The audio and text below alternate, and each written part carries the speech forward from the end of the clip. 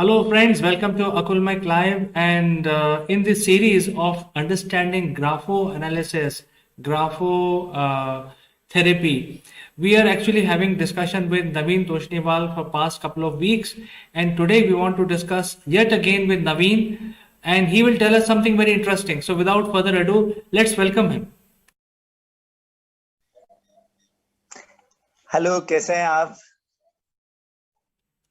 Welcome to the show, Naveen. We are all fine and hope you're taking care because I think yellow alert has been announced in North India because of the cold wave. Hope things are fine at Jaipur as well.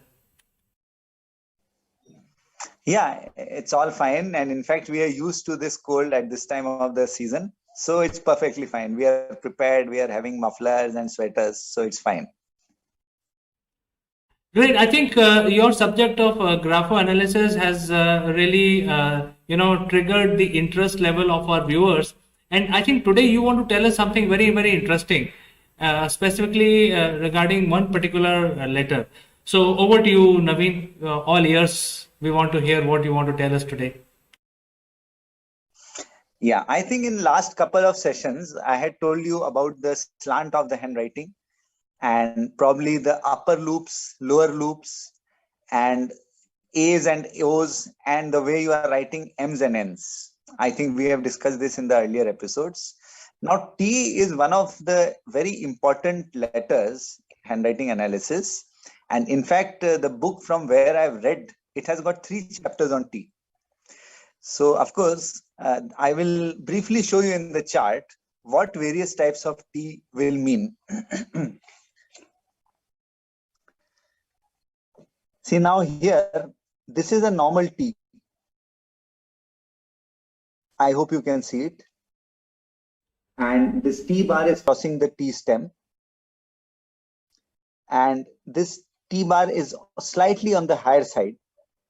So this sort of T bar, which is closer towards the top, but not going above the stem, this shows people who are ambitious and they have a well-defined long-term goal. This T bar is going above the stem. This indicates people who are actually overthinkers. They think too much, and the actions to achieve their thinking is not there. They will go on thinking, I'll do this, I should do this, but that is all in thought. They will practically not do anything to achieve it. Now here you see a T bar is going low. This sort of low T bar indicates people who are lacking confidence or who have self-doubt. These people, they might be having difficulty in trying to initiate something. Even if they are trying to initiate, they may get self-doubt and they might leave the task in between. Now, this T stem, you will see it has got a sort of inverted V formation. This indicates people who are stubborn, jiddi. They are a difficult nut to crack. Now here the T bar is going to the right of the stem. This indicates people who have short temper. Here the T bar is going to the left of the stem. This indicates people who have procrastination, habit of keeping things pending or delaying decisions. Now here you see there is a T bar which has got a hook. This hook indicates people who have got jealousy or they have got some sort of greed in them. So it's not a good stroke. Now here the T bar is starting thick and finishing in a point. This sort of T bar indicates people who are sarcastic. They have sarcasm in them. The T bar with a down slant indicates people who are dominating. They have tendency to dominate. A T bar slanting up indicates people who are optimistic, positive thinkers. Okay, now let's come to the next line. Here you will see the T bar is hardly visible. It's very, very small. It's almost like a dot, the T bar. This indicates people who are lacking willpower. They are not able to exactly give themselves a push to do something. Now, this one is having a curved T-bar, convex if you look, concave if you look from the top, and this T-bar is having a concave shape. It is a curved T-bar. This sort of curved T-bar indicates people who have got good self-control.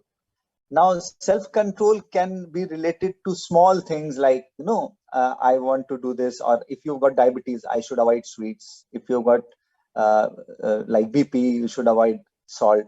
And it may also indicate more important things like, suppose you realize that you have some negative traits in you, which you are consciously trying to get over. That is also a good sign of self-control. Now here the T-bar is having a wave sort of formation. This indicates people who have a good sense of humor.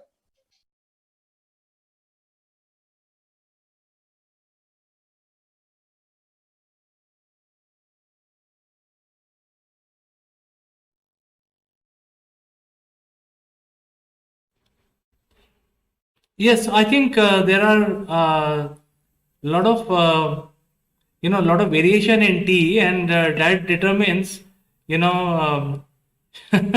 how difficult it is to understand the character of the person. And Yeah. there are Sorry, 24. there was a slight disconnection.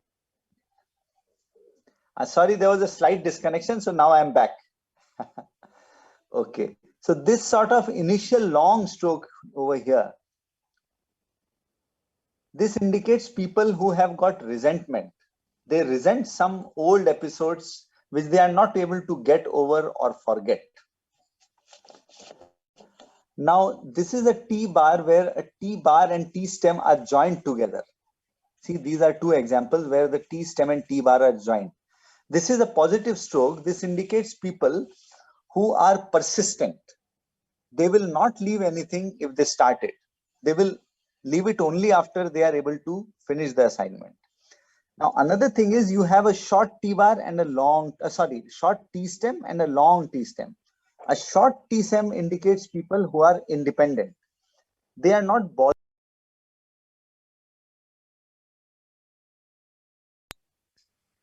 People, they know exactly what they are doing. They are not dependent on others. A long T bar indicates people who have vanity or pride. So it may tend to be a negative stroke if there is too much of it. So these are some various varieties of T's which we find in the handwriting.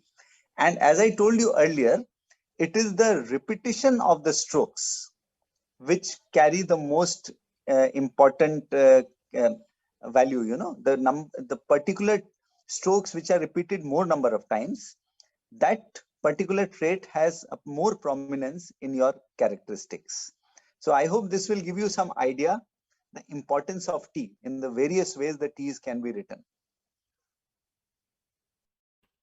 Well, Naveenji, it is so amazing to even hear from you about just one alphabet, which is T. And there are 24 in English language, and there could be, I mean, if you look at other languages, there are more alphabets. So it could be very, very complicated, to understand the character of the person looking at the handwriting, because if you look at combination itself using the formula of probability, it could be millions of combinations which will then filter down into a character of the person, isn't it, Naveen? Yeah, it is, no doubt it is complicated. It's a very uh, not so easy to learn science, but then again it is very accurate. And after so much knowledge gaining and experience, it is quite easy for me now. But as you rightly said, if for a beginner, it will not be so easy to understand. It takes time because it's a vast subject. And whatever we are discussing here is maybe just 2 or 3% of this subject. And even today, I am also learning. There are many strokes, weird strokes, which I see in the handwriting, which I am not able to understand. So I have to try and analyze what that stroke means. And I also know someone in America who is an expert in this field. I have to consult him also that please guide me what this particular stroke means. So learning, as I told you, is a lifelong process. Certainly, Naveen. In fact, you were also mentioning about the therapy because having identified certain negative traits, you can then help people to overcome those negative traits. So I think we don't want to talk too much about it. We will have that area covered about, especially about therapy, in the next session, which is next Monday. But you can tell us how actually it works, so that our viewers know that. Even if some negative traits they have, which they were not aware and handwriting is telling them, those can be corrected, those can be rectified. A few words from you, Naveen.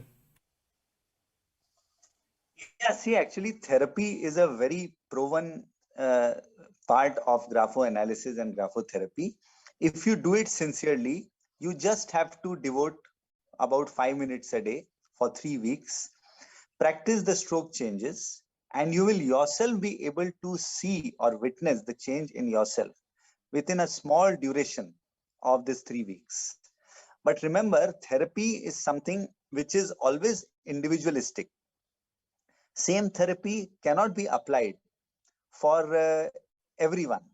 If someone lacks willpower, the therapy for willpower has to be given. If someone is having short temper, the therapy for that stroke has to be given. Someone lacking self confidence, another stroke has to be changed. So it all depends on what uh, uh, therapy is applicable for particular people. Accordingly, the therapy is given to them.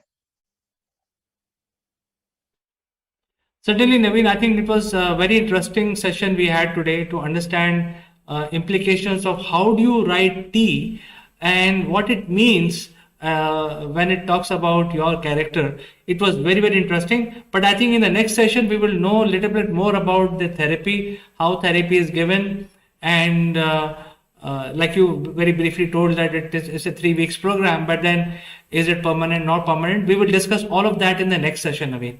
Thank you so much for joining us today, and hope to see you again in the new year or maybe before that. Yeah, let's hope so. Actually, next week I would be traveling, so I will let you know whether we'll be able to do it next week. Otherwise, week after next is for sure. So enjoy your holidays. Merry Christmas to you, and wish you all the success in your endeavor towards which you are heading to. And I will catch up with you next Monday. Naveen, it was always a pleasure to talk to you. My pleasure too. Thank you so much.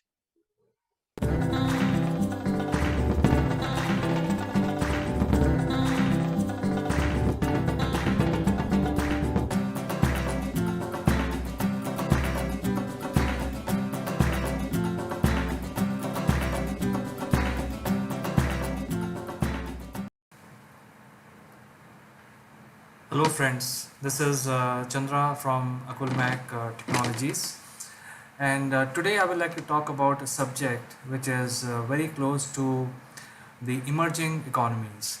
Now if you look at the global trend today, specifically in the startups area, there are two countries which are well known for startups. One is of course Israel, but the second country is called India. And every city, all the major cities which are famous for IT in India are having some program or the other for startups. And if you look at the government of India, they are also giving a lot of freedom for startup to flourish, to start in the first place and then flourish, and so on and so forth.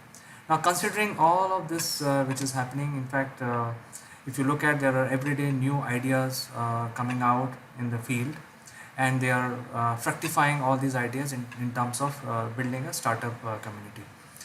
And in order to look at this market segment, the Indian market has also, and also in Israel, in Tel Aviv, there are a lot of co-working players also coming out and helping these startups to kickstart or bootstrap their operations from day one. So today, if you look at the co-working centers location. They are giving them places to sit, to set up their infrastructure, to have a decent environment for sharing their working ideas, give presentations, call client, etc., etc. And there are so many of them. So basically, the co-working centers, if you look at cities, one city, there are so many co-working options available for startups. And all of these co-working centers are giving them good working environment. So today I would like to talk about what these co-working should do as far as my opinion goes, because every one of them are giving them good working environment, good place to sit, and of course this place to sit is not free. The startups have to pay rental in some sort of the other. So my opinion is that in addition to providing them the place to work, to start their operations, I think the biggest challenge today is how the startups will start making money. Even though there is a lot of freedom given, first year or 2 years of tax haven which is available, but how these startups will actually emphasize on their technology and start making money, start finding clients.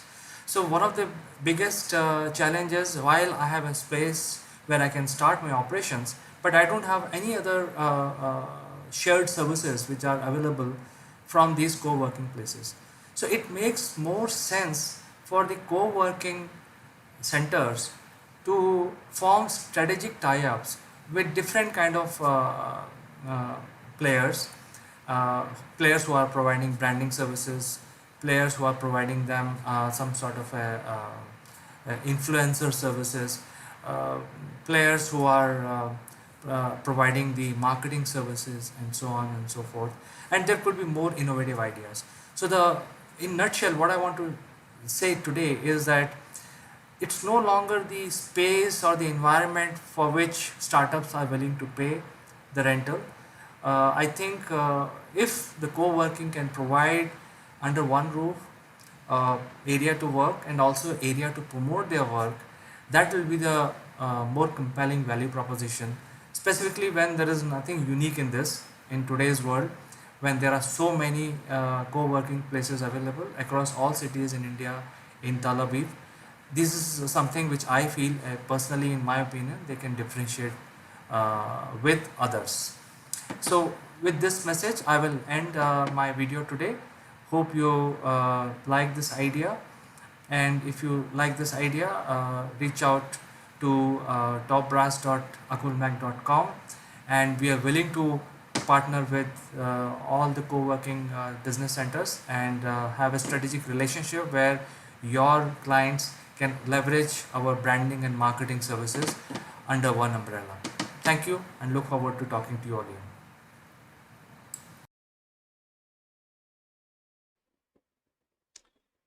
Hello, friends. This is Akulmach Live, and I'm your friend Chandrakant. Today, there has been a spectacular news which is related to business, which is Tesla decided that they will allow other electric vehicle to be charged in their charge station. I think this will have a very huge implications with regard to opportunities, and this is exactly what we will discuss today in our show. To discuss this opportunity, I will be joined by a very senior, very eminent speaker from UK. So friends, don't go anywhere. I'll be back along with my guest in a moment.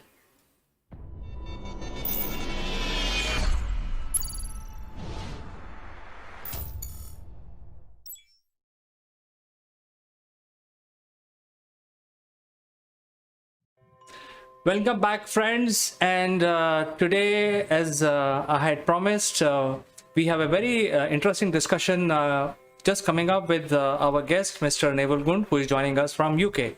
Welcome to the show, Neville. Good morning, CK. Good morning, everybody. Yeah, we've got an interesting discussion today, and it's about progress. It's about changing from being a petrol head to being a silent running vehicle. So I wonder if any of you can guess what that is. We'll put you out of your misery. It's about electric vehicles and something new today in the news, I hear, from India. CK, why don't you share it with everybody?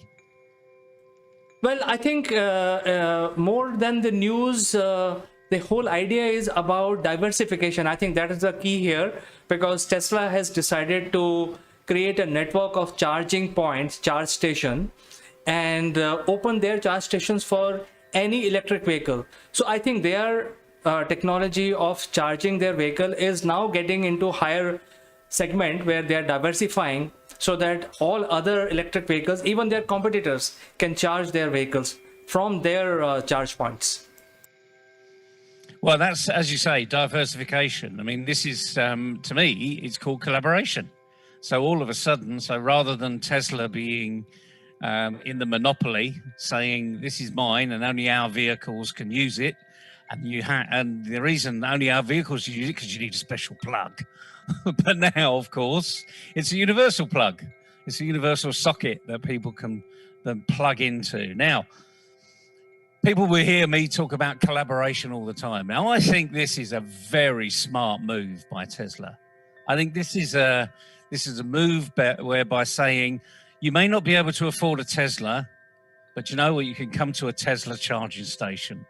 So all that means is that the word Tesla, the name Tesla, the brand of Tesla is still firmly in your mind. What do you think of that? Neville, this move of Tesla will trigger a new age of diversification, because it's not as simple as, allowing other people's car to come and, hey, come over and charge in my Tesla charge station. It's about diversification. It's basically going beyond Tesla vehicles and making revenue for his company using the charge solution as a platform. So that is why this is a remarkable move by Tesla, where the age of diversification into electric vehicle arena, also some sort of co-branding, some sort of loyalty plans that may come out with. So who knows what they have in mind, but I think it looks like from business point of view, this is a great move. Oh, absolutely. And you mentioned the diversity you're going to need. So it's not just the fact that it's now a universal plug-in, which I think is a very smart move, because the Tesla brand will be everywhere. But more importantly, what do you think about Tesla entering the world of fintech, if they're not there already? I mean, why wouldn't they create their own credit card? For instance, in the UK, we have lots of loyalty cards. In the US, you're inundated with your loyalty cards. You open your wallet and you've got one bank card and about 40 shop cards. Here, you tend to have one or two shop cards. But the loyalty arena is going to pay huge dividends, I think. And it's not beyond the world of imagination where Tesla will actually create their own loyalty card. Buy 500 kilometers worth of electricity and get 10% free. It's and how do you do that? Well, you need our loyalty card, and of course it can be digital. So literally you sign up online, and as you plug in your vehicle, you put your PIN number in and off you go. So all of a sudden, Tesla now know about where you're traveling, what your vehicle relationship is, how often you're charging your vehicle. And guess what? Maybe they'll become the Amazon of the EV world. They'll say, well, while you're traveling, why don't you snack on this? And you can pick it up at this power point, at this charging point. We're waxing lyrical here. This is two old guys thinking about where this technology is going to go. But this is not beyond the realms of imagination, is it? This is one small step for mankind, or for man, one huge leap for mankind, I think. Didn't someone say that before? I think, Neville, this is very true, because Tesla, Mr. Elon Musk, is already playing with cryptocurrency. And believe it or not, the Indian central government has announced that they will launch their own cryptocurrency. because there has been a lot of debate on that. So who knows, Tesla may say that, hey, I'll collect money in cryptocurrency on my charging station. So I think that would be the first point when they can integrate. And you mentioned about loyalty cards. I think there are a lot of cross branding, cross selling solutions possible. You can generate points and exhaust those points elsewhere in a mall. So things like that. I think this will open up the whole new ball game of having a very intelligent Amazon type of dashboard available to the users of electric vehicles. Yeah, absolutely. As I say, we're just scratching the surface here, but you have to think about long term. You have to think about what happens after you've created this charging station. And we've only got to look at a gas station. When a gas station opens, it sells gas. No, it doesn't. It sells lots of other things as well. And not just things that are relevant to the vehicle itself. So I remember the good old days. My goodness, we're going to go trip down memory lane here, where you would go into we call them petrol stations over here, not gas stations, where you go into a petrol station and someone used to put the petrol in for you. They call it in America, they call it a full service. And it still happens in some places in America. When I've been there, not too recently, you can get a full service. And they'll clean your windscreen, and they'll clean your back window, and they'll clean your side mirrors. And all of a sudden, you feel as though you're a customer, not digitally putting your number into a keypad to see if your credit rating is good enough to pump gas. And the other thing is, of course, as I said, remember the good old days of you could also buy oil, antifreeze, anything that was relevant to the vehicle. But you could also get a snack. You could also get a drink. And in days, probably, I would say maybe 10 years ago, they introduced the happy snack. So a meal, a meal on the go. So it was a sandwich, crisps, and a drink, all for one particular price. So you can see where this is going. I mean, just look at your service stations currently. Just look what's in there, even down to payment. You go into a Shell garage here. We should charge Shell for this, probably. We should get some royalties. If you go into a Shell garage and you give them your loyalty, the first thing I ask you is, have you got your Shell card? Because it's a loyalty card. And then if you say no, they say, would you like one? So even the kiosk operators are upsellers. They're the best salespeople out there. They are upselling all the time. And that's what can be done here. So I'm really interested in seeing what's going to happen with the Tesla arrangement. And of course, if Tesla's smart, and I'm sure Elon Musk is a pretty smart individual, as we've seen in the past, he'll be lots of co-branding. He'll be bringing in McDonald's, and with the drones, my guess is while you're charging your vehicle, a drone will deliver your McDonald's or your Burger King or your Big Mac, whatever it's going to be. I'm sure they'll do deals with them.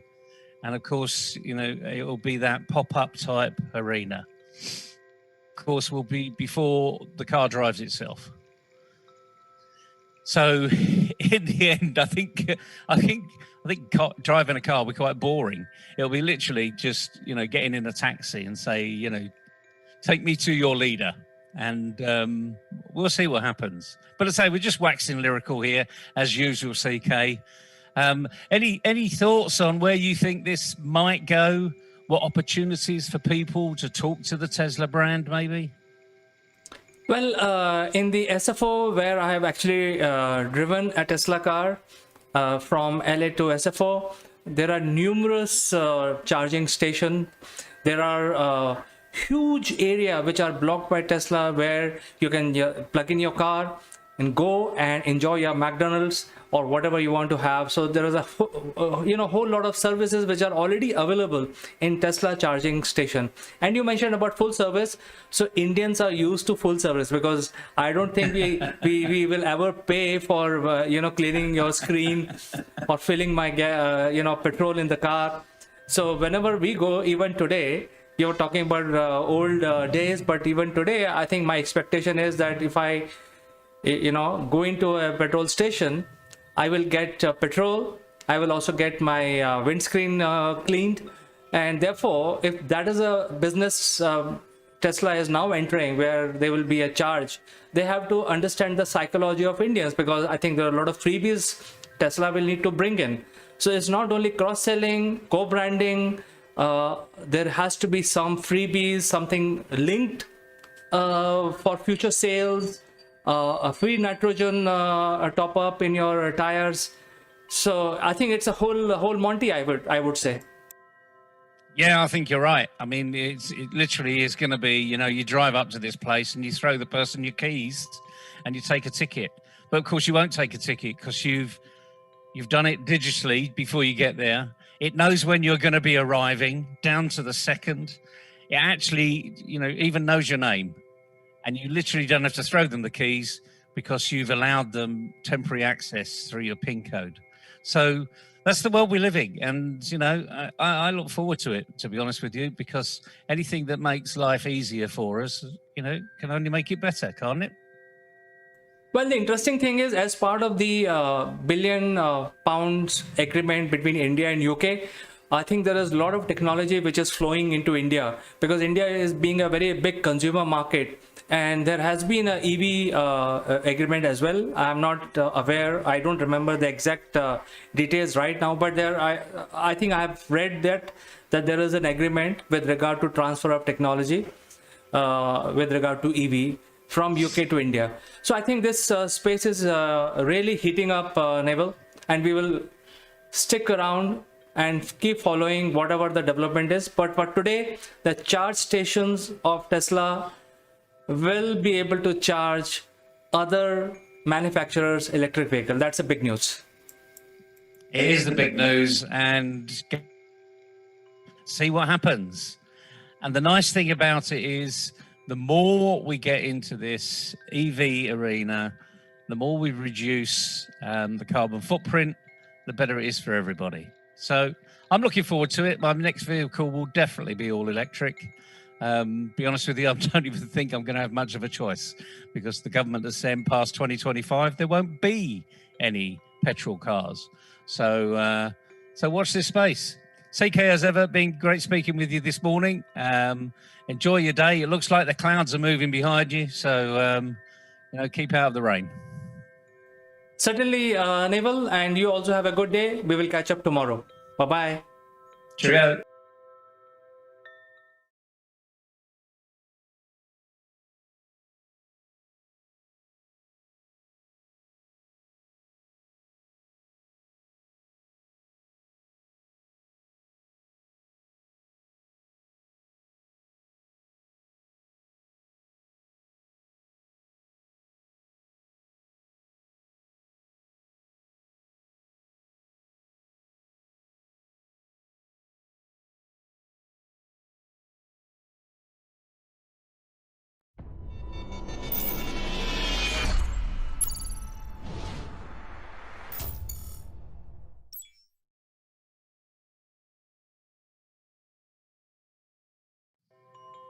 Hello friends, welcome to Akulmach Live, and I am Chandrakant.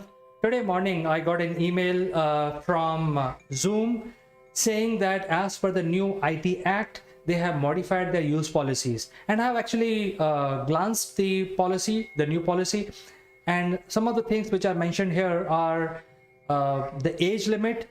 They have defined very clearly who is the probable user of Zoom services. Then there is a record regulation around recording, and also regulation about the content distribution, because it could be copyrighted. To discuss this matter, I have a very senior distinguished personality in the studio, Mr. Neville Gund, and we will discuss this policy impact which is happening in India. Good morning, CK. Good morning, everybody. And yes, these providers, content providers, platform providers, are now being pushed heavily by governments around the world to maintain security, maintain copyright, and maintain lots of other things, privacy in particular. But I think something that may have missed a lot of people's attention here, and this is particularly for schools, because the majority of schools during COVID jumped into the digital world, and by far and above most other platforms that were currently existing, Zoom is one that I think an awful lot of schools have locked into because of the flexibility and the ease of use and the fact that you don't have to have a huge program running in the background. It's all web-based, it's nice and digital, it's nice and quick. But what that means now, just for education, so let's just focus here for the moment, is that if you're under 16, and let's face it, there's millions of young people in India in particular that are under 16 that are using Zoom for their education, for their academic, prowess, moving forward in academics arena. Now they're not allowed to use it. That's the bottom line. You perhaps may be able to get around this by having the parent log on to Zoom. But in some respects, I think that's probably pushing the law a little too far, and it's certainly putting the license beyond that which Zoom has actually instigated, because they've been very clear. And the other thing is, quite rightly, as you said, copyright. Copyright is huge here. And in education, they need to think about this as well, because the number of teachers that I've seen put things up that they have no right to be putting up, no access to, and getting over copyright or using within the law of copyright is easy. As long as you put the source of the information, where it's come from, so you're recognizing the author, then that's absolutely fine.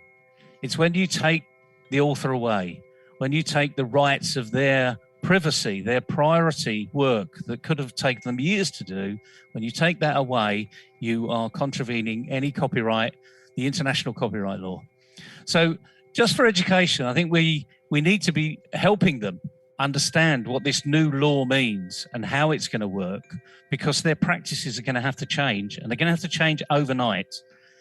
Because Zoom, if you go onto a Zoom conference today from your country, they will have to sign this disclaimer. And the other thing is, like anything else, people do not read the fine print. So we're bringing this to your knowledge. We're raising your awareness, because you're going to have to deal with it, and you're going to have a process and a policy to deal with it. What that is, we'll happily help you, develop it. But, by all means, you need to consider it carefully, because the last thing you want to be doing is using the Zoom platform in particular, and actually you're going to be going against the rights of use.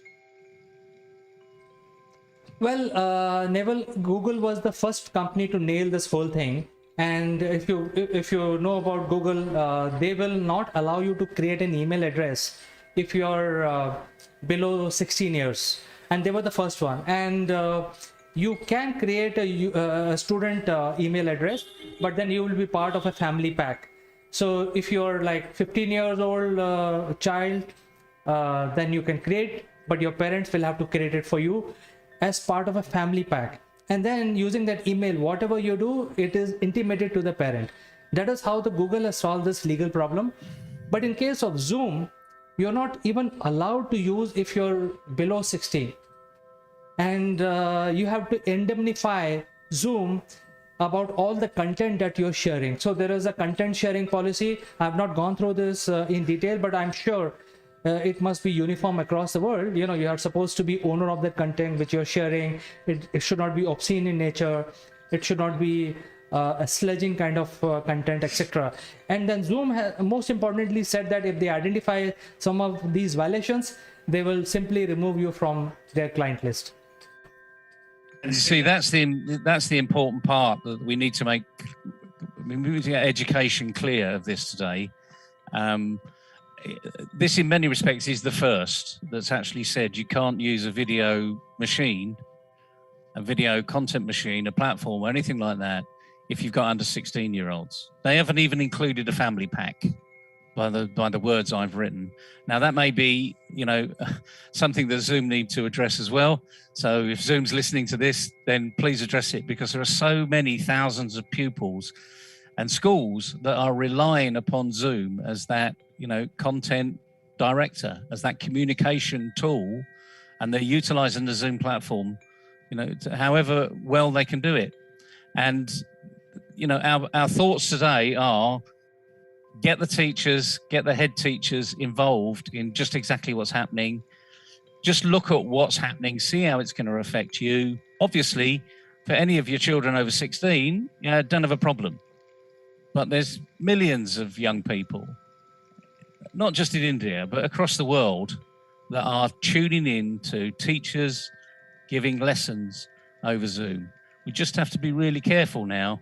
And being aware means you can do something about it. Well, the second thing here is, Neville, is that if you are recording, say for example in school arena, if you're recording a class session, then you're not allowed to do that unless you have taken permission from the other side. So if the schools are recording some 30-40 students joining the session, and if they're recording it for improving the quality, they are not allowed to do that using Zoom platform. So they have to use some other platform. I don't know what that platform would be, but at least using Zoom, they have to take permission from each and every student, and it's like an opt-in service. Well, like anything else, there's always got to be a first mover. As you quite rightly said, Google did this some time ago just on email addresses. They were smart. They created a family pack. So what that meant was that there was a discussion in the family, which is really good news. People that want to get around that can still get around it. They can ask their uncle to do it because their mum and dad won't, or something. But my point is, at least they looked at what should be happening. Perhaps Zoom will go down this route as well. I hope they do, because there are far too many people involved in the education arena alone. I'm not touching the business arena for the moment, because most businesses actually are over 16. So this is where maybe Zoom's thoughts have been. However, please, if you're in education, if you're a teacher there, or you're a governor, or you're an owner of a school system, we'll happily work with you, and so that you can understand what's possible within these changes. But the thing is, these changes are there, and you will be, as CK said, if you do not abide by their rules, the license will be taken away. And just imagine the thousands of kids in your schools that now will not have that option. And yes, there are other, webinar type packages that are out there. Google's got one, Microsoft's got one, and a few others have got their own bespoke. But the interesting thing is, you don't really want to be moving away from something you're comfortable on. So the message today is quite simple. The rules have changed. Please listen to what those rules are. We've just literally scratched the surface on these changes, but these are the three important ones, and you need to be aware of what's happening and make sure that your school or your school district or any parent now needs to be aware of this. And the last thing you want is to slow down education, which we had during COVID. That's the biggest issue. And that's what will happen here if we do not act. So it's a tough subject, I'm afraid. It's a bit of tough love for people that are out there, but the rules do change. You just have to be aware of them. Yes, Neville. In fact, the third thing is the copyright, which is when the school teachers are showing some examples, some diagrams, some study material, it has to be their own content. They cannot take any other content from Google and show it to people or the students. So I think that is the third important aspect. And because these things, I read it and I have written to principal of my school of my kids saying that what are they going to do now, because they are heavily using Zoom for everything, freely. It's a free tool, just use it, that kind of thing was happening. What they are going to do now is the question mark. And I've written to the principal. Let's see what decision they take. Well, again, part of what we're doing here is just raising awareness, and hopefully raising Zoom's awareness as well, because there are things that they can do. I completely understand why they've done what they've done, but when we're talking about under 16-year-olds, they have to recognise that there's a lot of users out there that are under 16, and they're in the good arena, they're in the education arena, and the last thing we want to be doing now is having a fight over the next 2 to 3 months over what is allowed and what isn't allowed, because young people have missed enough schooling around the world over the last 18 months. So now what we need to be doing is fixing this very quickly, or at least having a patch, a workaround that works within the law, but obviously it's not stopping young people in their education. Absolutely. In fact, the schools can come out with their own ERP, with their video sessions, and they will have to exert a little bit more and not rely on the social media platforms like Google or Zoom. I think they have to get out of it. That is the only solution which I see. And just in case if some smart student who thinks he's a smart cookie create a email address with a wrong age, then as per the legal liability and indemnification clause, he is liable for violating the law. So the law is very clear. I think we are going to see some big changes in the education industry now.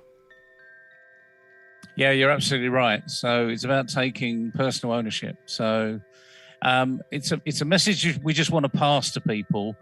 There are ways you can work within this and make it work for you. It may mean a little bit more process up front, but we'll also hopefully be sending Zoom a message to just say, what else can you do? You've looked like you've solved the business arena, but actually I think you've missed a big arena here too. So this is a watching brief, but the last thing is we want to stop activity. We don't want that to happen. We want young people to get the education that they deserve and they have a right to have, and technology shouldn't stop that progress. It should actually enhance and improve the process. But it's an interesting discussion today, CK. I hope the education arena is listening. It's not just India. This is going to be a global phenomena, because India may be one of the first that are out there, but believe you me, Zoom are going to be doing this across the globe. So whether you're in education in any other of the continents, you need to be addressing this now. Absolutely, Neville. In fact, we can end our discussion right now, and we keep following this story as it evolves. It just happened today morning, but I think we will keep following what changes the schools are making, and I will come back to you with more updates. For today, I'd like to say goodbye. Cheerio, everybody. Have a good day and have fun.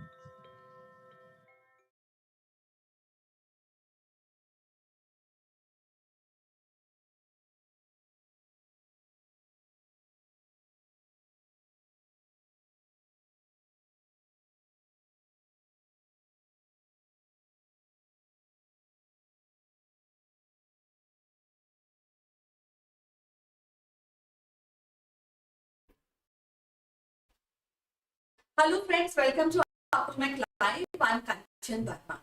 And today in this episode, we have a special guest from Chicago. And she runs her own organization, Sanjeevni, where she helps people from loneliness. Now, I have come across people who say that I am not being understood by people. I'm surrounded by those kind of people who don't understand me. So that is why I'm lonely. But on the other hand, I also know people who say, thank God I'm lonely, because in this case, I can concentrate more on myself. But between these two ideologies, there's a finer line where people are lonely and they need help. And here Sanjeevni plays a vital role. So stick around to this episode till the end. You will know more information how to get help from Sanjeevani. Especially this episode is for those people who are out of country, out of India, and where Sanjeevani can play a vital role.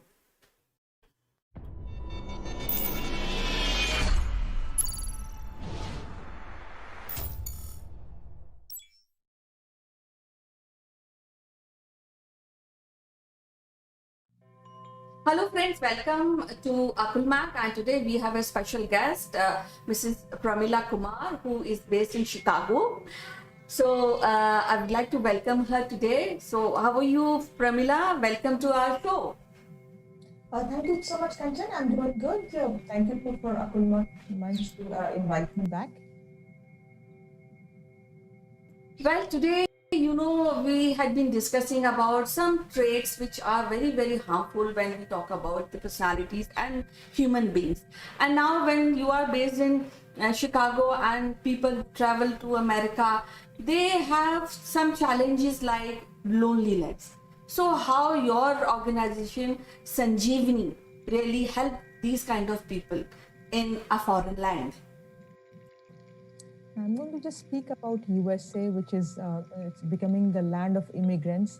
And when South Asian or Indian immigrants come here, they're mostly young in the age group of 25 to 35. Either they're coming here to study or they're coming here for a job with young families. Over time, what has happened, Kanchan, that they have received a green card and they have also invited their families, parents, in-laws to come and stay with them. In this land of the twittering youth, there is a very large population of aging seniors. And they are fending off loneliness and isolation, which accompanies when they have moved to this country from India. And all of them are kind of hidden. And they call themselves the 0.5 generation. And so actually, definitely that is a problem, because some senior people who really go out from one city to other city in India, that also becomes a problem. But then we are among our people, we understand the culture, we know the people. But definitely when somebody is traveling outside the country, and that is a major problem. So what kind of case which you can discuss about this loneliness? The biggest thing which comes in is isolation, loneliness, nobody to talk to, nobody to go, because if we are not able to drive, it's very difficult to travel here, again in USA. So they're confined to their homes, and because of language barriers, they're unable to speak to their neighbors or other people. The biggest part, Kanchan, is also culture differences. In India, you can talk to the milkman, to the helper, go to the shop, and just step out of the house. There's tons and tons of people there. But in USA, that may not be the case with most of these aging parents. So how you really help with your organization Sanjeevani to these kind of people? Because you say if somebody is a loner and he's talking to you, doesn't mean that he's happy. Because we have to really identify that he is a loner and how we can help. So how you really initiate this help? So nowadays, in the last few years, a lot of organizations have come up, small groups, which is only geared for senior people. So if you're 70 or above, you can join. And the good part, Kanchan, is this makes it possible to connect with people who are of their own age, talk of their home back in India, maybe talk of their sons, daughter-in-laws, and so on and so forth, talk of the grandkids. So these kind of social groups have started coming in, and these are based by areas. And these senior citizens not necessarily have a disease. It's not that you need to give them medication. What you need to give them is that they are welcome, they are needed, and there's someone to talk to. So these small, what we do, we try to connect them to these small groups so that they can facilitate, socialization. It's like a, seniors date, like we do the kids' playtime. So it is a playtime for senior citizens. I also really add one thing here, because you see, when anybody in any point of life leaves the purpose, so then that is also one thing which initiate a loneliness, and people don't know what to do. And so I think they need to have a purpose. So really you guide them to have a purpose or passion. Yes. So the Kanchan, the thing is, in general, what I will say, when when people are young, they're busy with their families or their work. So, if they're working, either they have a business. So until 60, 65, they're so busy with their careers and family. But once the children step out, it seems I have nothing to do. What do I do? Do I watch TV? Do I do this?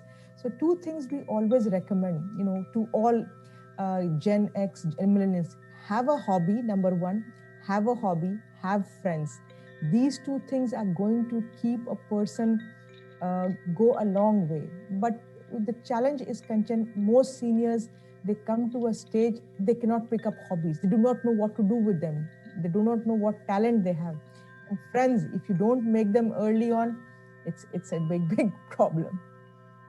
And you're right, purpose is important, but you have to develop the purpose early on. It cannot happen at 70. Well, it's a challenge to have at 70. Well, when we are talking about the Sanjeevani, suppose the one critical case comes to you. So what are the process and procedure you follow to guide the senior person to come out of his shell, come out from the loneliness? How you do that? So no one case is similar to the other. Every case is different. And if they have reached to Sanjeevani for help, we have a process to identify, what is the concern? Why are they reaching them? Is it a short-term versus it's a long-term issue?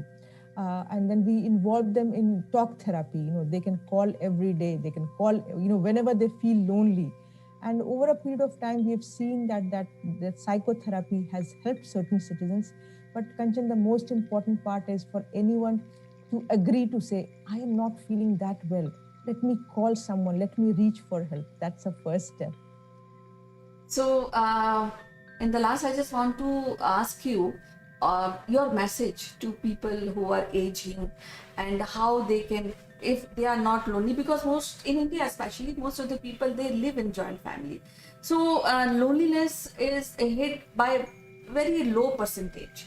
But when somebody who's outside of the country, and this is not country centric, actually it's not a continent centric, it's global. So what is the message you want to give these people?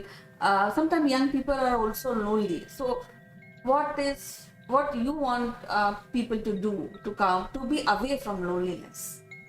One thing in the first part I will answer that, we're all going to get old. It's only going to be increasing. So we have to understand that our body is not going to remain the same what it was in 20s, 30s. So once we recognize and we accept, maybe I'm not that agile, I'm not that fast, and do not remember things often, I cannot work that faster. That is the first acknowledgement. Your body will change. The faster you understand and accept the change, the easier it is for you to take it forward. And yes, have a purpose. In any life you can find purpose. Do some volunteer work, step out of the house, make an effort. Even though people live in joint families, that person is responsible for his or her well-being and happiness. It's not easy to find that. So have a purpose in life and make it move forward. And don't dwell about the past. You say, when I was 30, I was doing this. When I was 20, I was doing this. No, I'm 80, I can do this. That's the message what we would like to share. Have a purpose in life, acknowledge that your body is not going to remain the same as we age. Well, this is something very good and very good guidance to people. And I just want to say congratulations to Sanjeevani to keep on doing good work. And as usual, Pramila, it is so lovely to talk to you. And thanks once again, Kanchan, for having me here. Yeah, see thanks you. Everyone. Yeah. Bye-bye.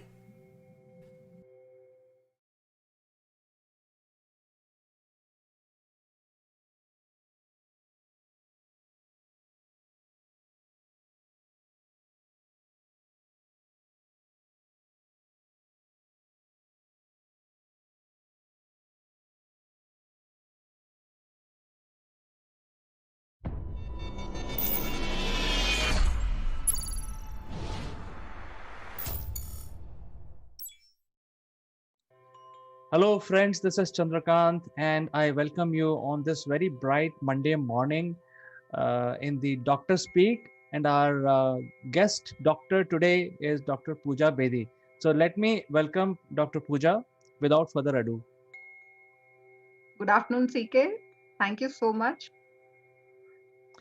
Yes, doctor. I think today we would like to discuss about something related to the mental health, and there is a lot of confusion about the bipolar syndrome, and people don't seems to understand what is bipolar, what triggers it, and what are the symptoms, in fact, to identify those symptoms.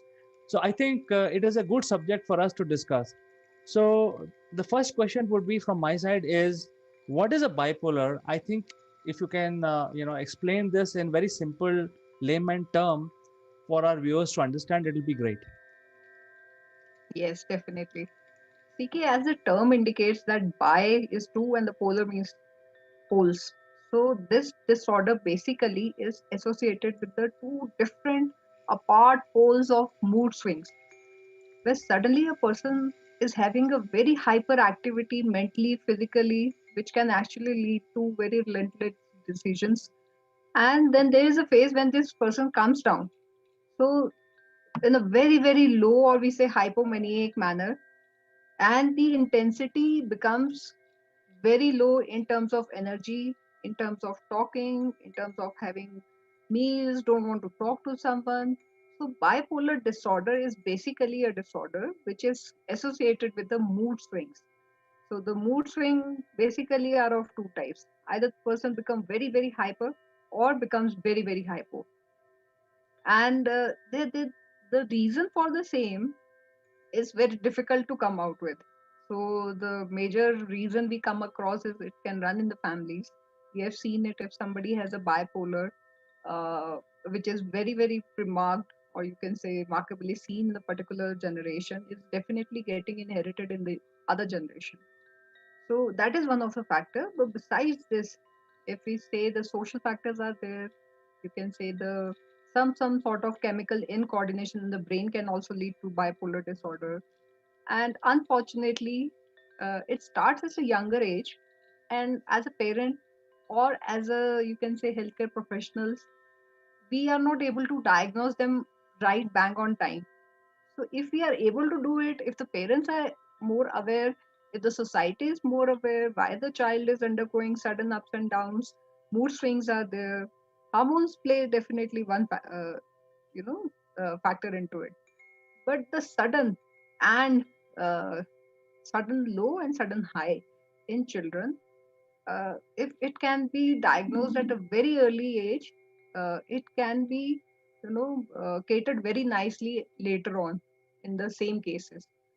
So I highly recommend that the pre-existing factors like ADHD, where the kids are very hyperactive, suddenly they start shouting, and they behave very normal after a while, and then suddenly they become very low.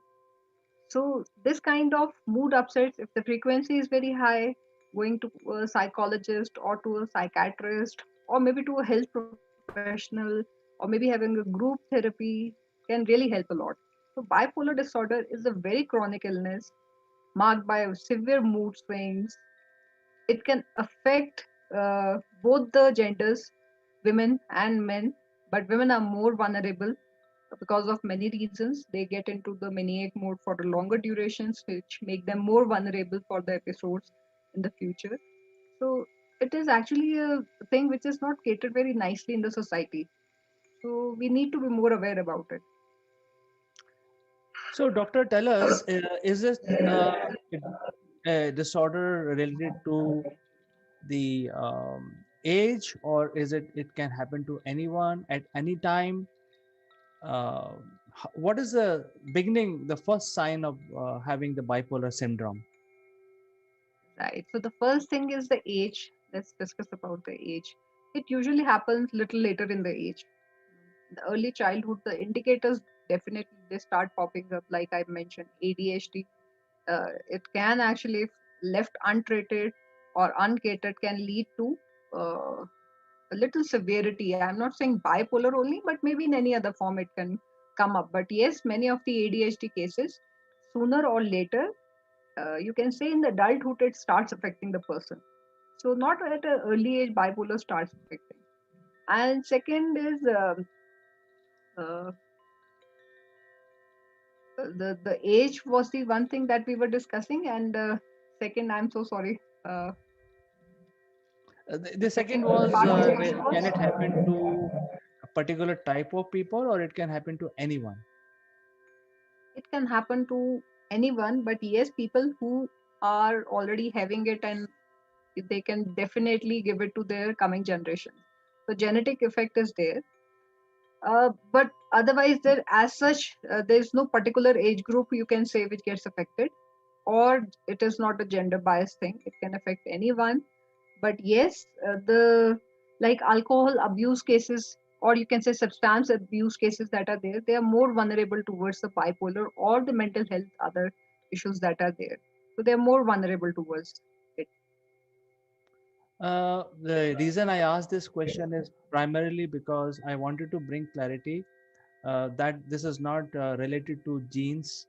It could affect anyone having difficult situation or highs and lows, as you mentioned. So I think that is one point that is clear now.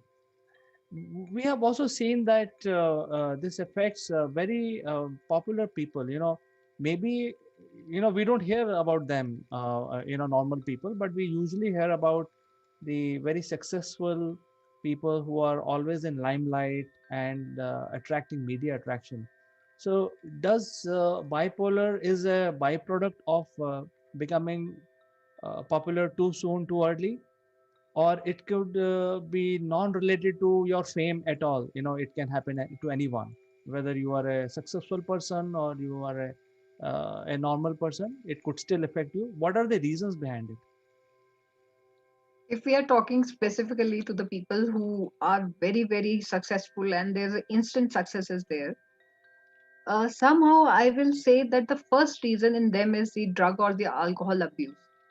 So this is called as dual diagnosis. When the people who actually go very, very high and at a very high pace, they tend to suffer some kind of anxiety, which they are very easily able to cater for it by themselves.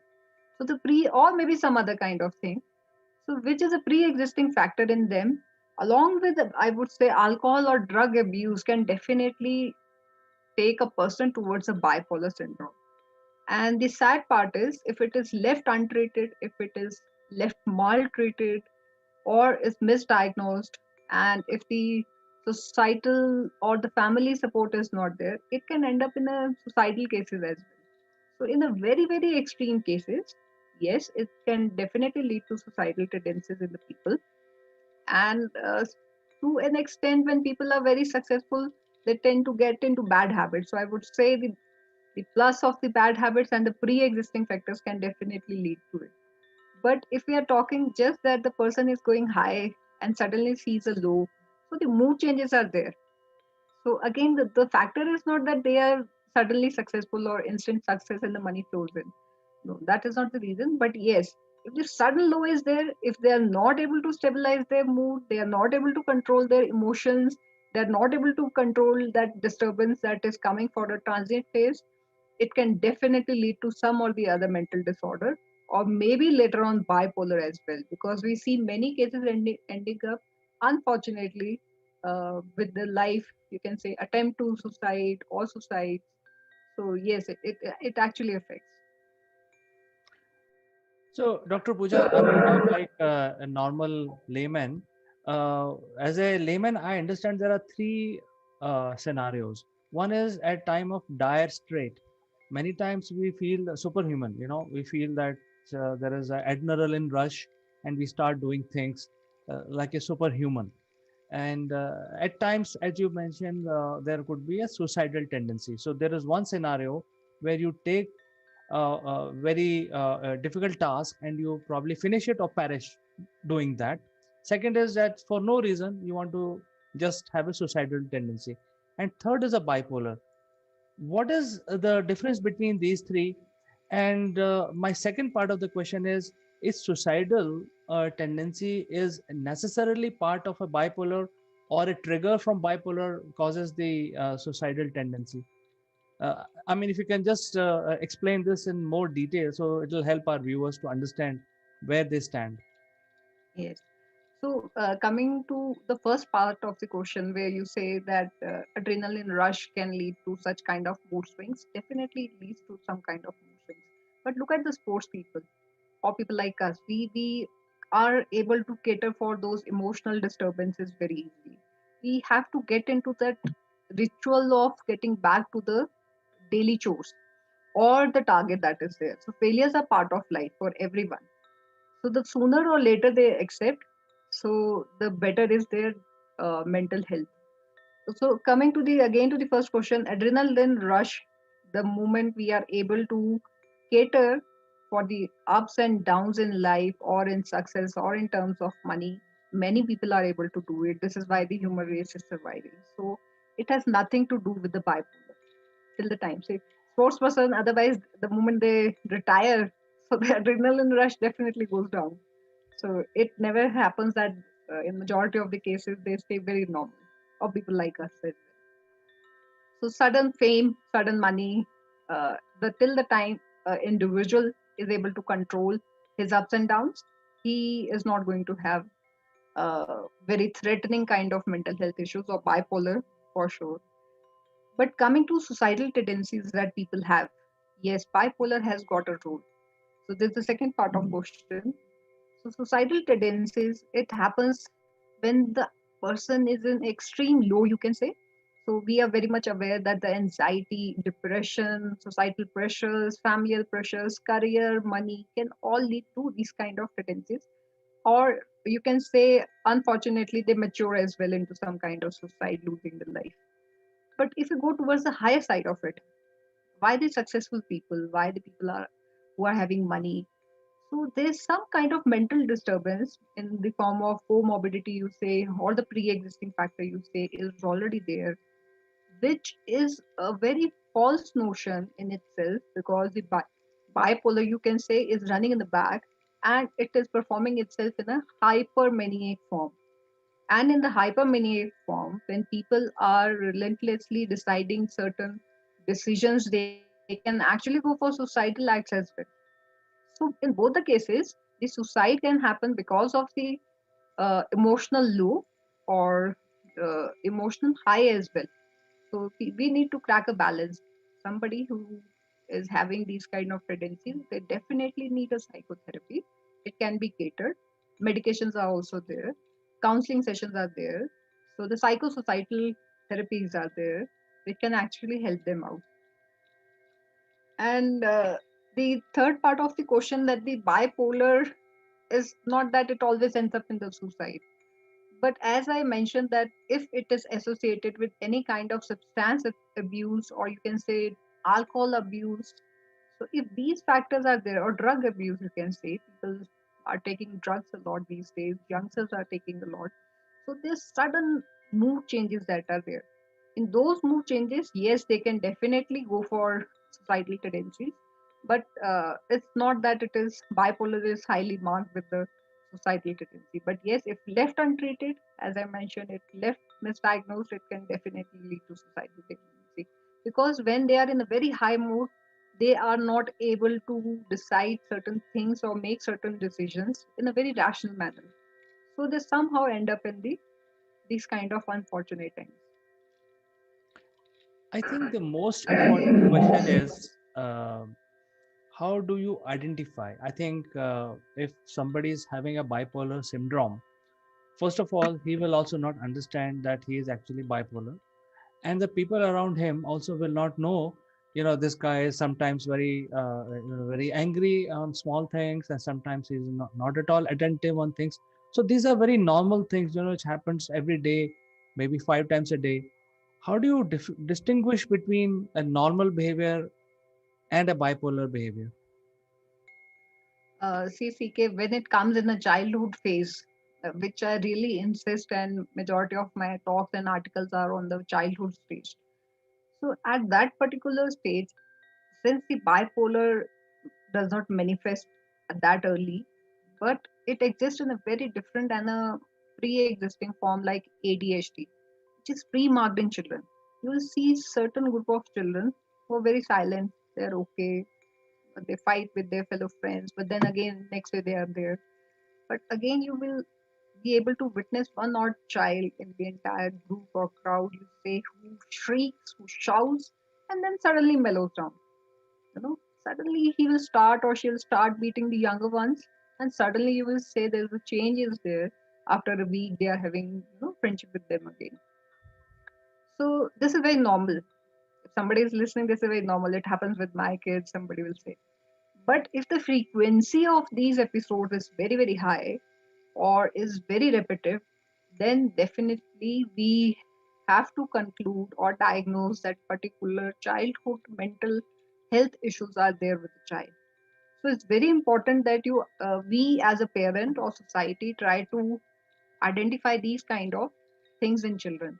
They suddenly start talking to you, and then you will see there's abrupt change, and they don't want to talk to you. They are sitting in one corner.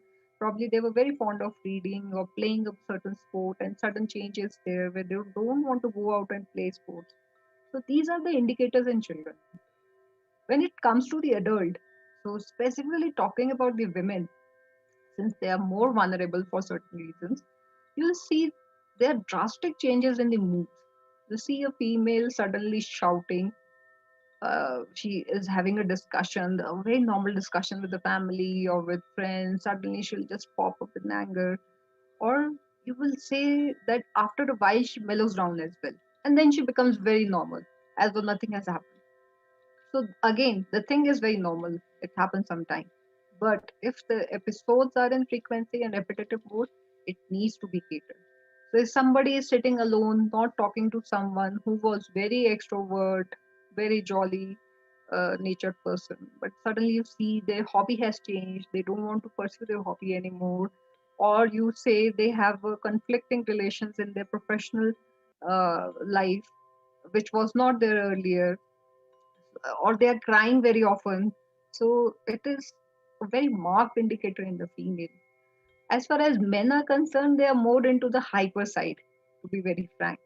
So if we say one of the example, if some particular person is a very good driver, and this guy or this men tend to have frequency of accidents. So it is an indicator. I'm just citing one small example, uh, though it is not 100% related to this particular thing, but a small example. Somebody is a good driver, suddenly he is meeting up with or ending up with many accidents frequently. So it can show some kind of relentless decisions in, that this guy is taking. So in men, they are comparatively very less vulnerable compared to women, but both the genders are definitely affected with it. So the indicators are very clear. Sudden, you see a person is very jovial. During their high time, they tend to eat less food because so much of energy is there, and they feel like they're very confident. They can do anything, and suddenly they make some very big targets for themselves. And then after a week, or maybe say after a couple of years, you'll notice the same person who has set a very high target for himself or herself is not able to, or not wanting even to look at the target that he or she has set for herself. So these are the very clear indicators that come. But we have to definitely do the provisional diagnosis, that is it going towards anxiety disorder, depression disorder. But if it is a mood swing, then it is a definitely an indicator for bipolar. Excellent, doctor. I think these are the things which everyone should watch out, especially when they are having kids around them, to look for such symptoms. And once these identified, um, how long the treatment can go, especially, for example, there is a kid who's showing these symptoms about 7, 8 years or 10 years. How long this will take to correct this bipolar syndrome? Right. So coming to this particular thing, that treatment part and how long it takes, there are different types of bipolar actually. Bipolar 1, 2, cytothyroid, which is related to the thyroid actually. So in kids, if we regularize them, with their scheduling of the day, their time management, their habits, hygiene habits, if we motivate them to follow them on regular basis, they can come up out of it by themselves or with just a psychotherapy, or we say talk therapy. So in talk therapy also, majorly recommendations for the kids are to make them regularize or maybe little more disciplined, and be very very precautious about the kind of the diet they are taking. Diet has to be less in carbs, because diet has got some sort of effect on bipolar as well. So treatment in kids can last for just the, if you're talking about the psychotherapy, it can just be catered in a month time, maybe 6 months to 1 year time. But in elders, it varies definitely, and it depends on the type of bipolar disorder they are undergoing. For certain bipolar 1, it will take many years. But many bipolar cases, they only need treatment when they are in a very high phase, you know, when their phase is very, very high, or when they melt down. So these are only the two phases for which the medication is recommended. But as far as psychotherapy is concerned, or the counsel with the psychiatrist is concerned, they definitely go ahead little bit. But with kids, it can be early diagnosed and can be beautifully treated just with the psychotherapy itself in a couple of months, and kids can come out of it. Doctor, I think I would like to ask you the one question which is related to the medicine, and there are all sorts of treatment which are available. So some treatment can be harmful, will show some side effect, and then there are some treatment which does not show side effect. So are there treatment available like homeopathy where the side effect may be less, it's less tedious to follow, people feel comfortable? Are there treatment available in for the bipolar in medicines like homeopathy, Ayurveda, etc.?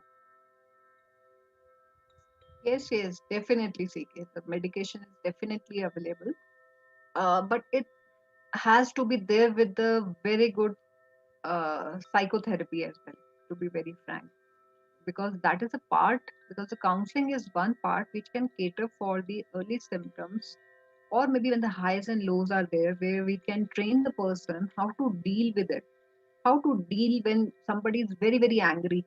So we teach them about the deep breathing exercise and many other mindfulness techniques that are available.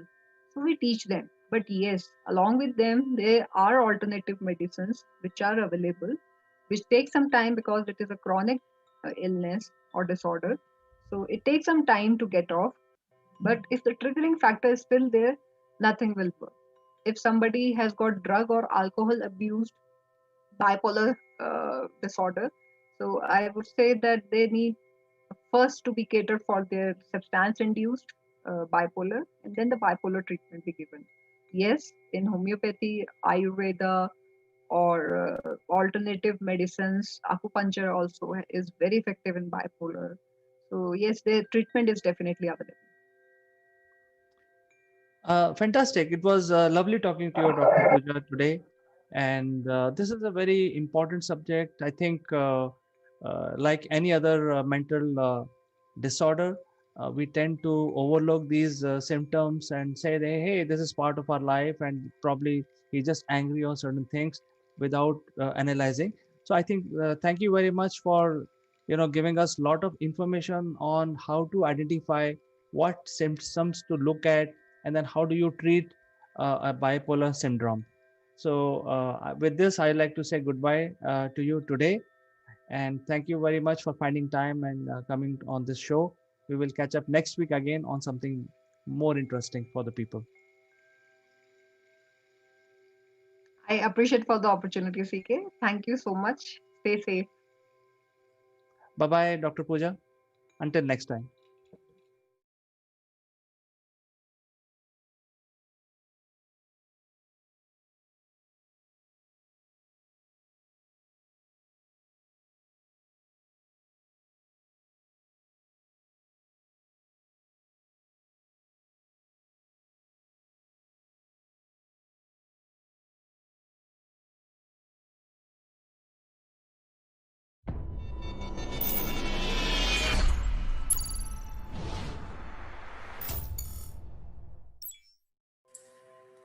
Hello friends, this is Chandrakant from Akulmach Technologies and welcome to our first week of 2021. And we are starting with a lot of great news that we are bringing to you. And before I break the news, let me invite my friend from UK, Mr. Neville Gun.